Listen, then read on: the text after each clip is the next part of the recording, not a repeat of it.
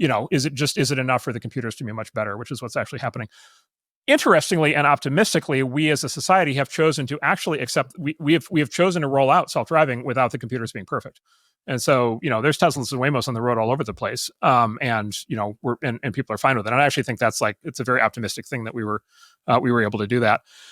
If you talk to the people who make self-driving cars, what they tell you is the problem is not ever a self-driving car colliding with a self-driving car. The problem is it's when you have other humans in the mix. Right?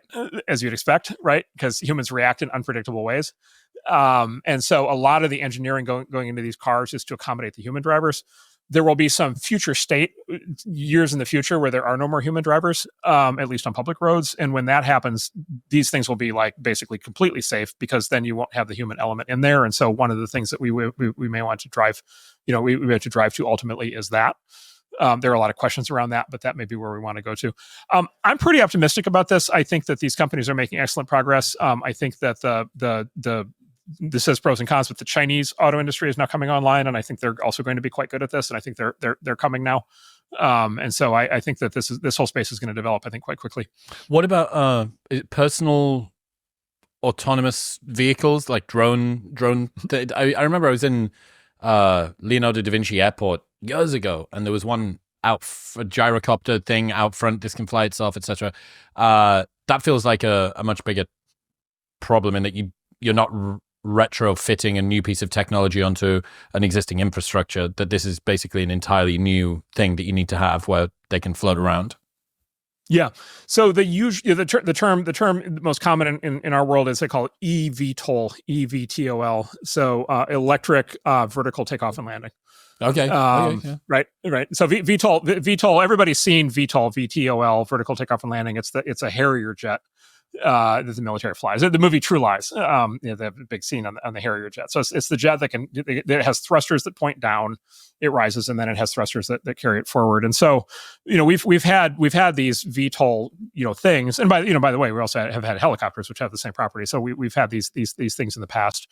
And then the electric part is basically, that they'll be electric. And then the other presumptive part of that is that they'll be autonomous. They'll be self-piloting.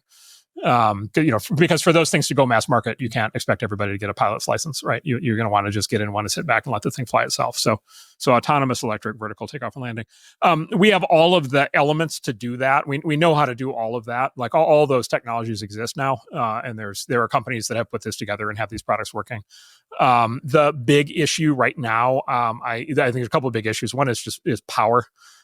Which is it takes a lot of power to get something in the air and keep it in the air. And like I said, batteries aren't very good right now, relative to what we need for things like that. So we need some breakthroughs in batteries. And then the other is just cost and infrastructure and then safety sort of safety regime and all that.